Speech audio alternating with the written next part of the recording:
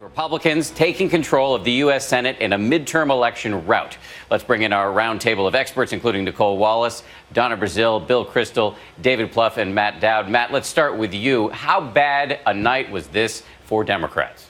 It was really bad. I think it was, when you take a look at the election results in 2010 and this year, this was a wave, a Republican wave that hit the Democrats and the president hard. And every race that was broke at the end broke in the Republicans' favor. And I think this president, when you add up the numbers, will have suffered, for a two-term president, the worst midterm losses of any president in the last 50 years. Nicole, can this president work with this Congress and this Senate over the next 2 years? Is there any hope of anything getting achieved? Well, we'll see. I mean, what happens usually after an election like this is both sides overread what the voters were trying to say. And I think that one of the overwhelming messages that Democrats and Republicans were sending tonight was that they're tired of business as usual. They're tired of the gridlock. It was very clearly an anti-democratic sentiment and anti-white against this White House. But it was also, I think, a statement about dissatisfaction with Washington. So I think there's a great opportunity for Republicans to show that we have a proactive agenda. We're waiting for results in Virginia, where Ed Gillespie is the Republican candidate there, and you know, Ed was one of the few candidates who had an alternative to Obamacare. So I hope that Republicans will come out and try to govern.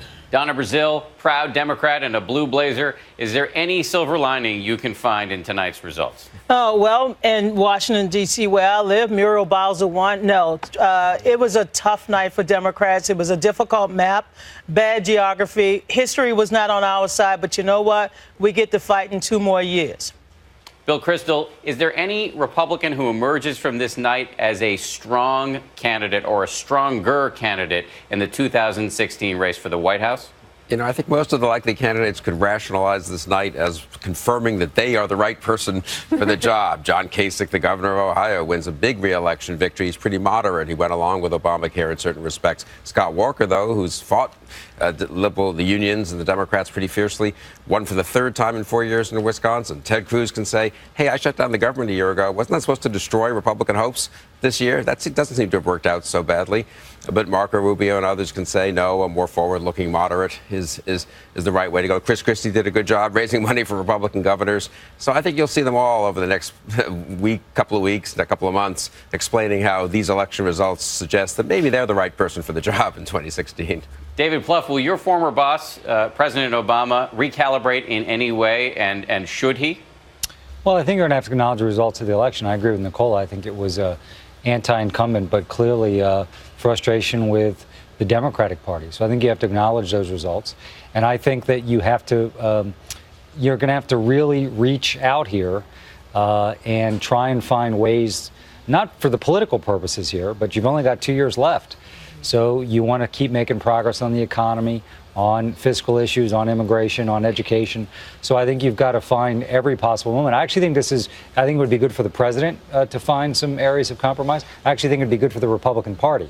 So, you know, this may be a place where everyone's interests align. I don't want to be too optimistic about it, but I think there'll at least be a few months here where there's potential deal space on some of these issues. Matt Dowd, we've got a couple seconds left. Is compromise in the next couple of years, are the odds of that about the same as my finding a unicorn in Central Park?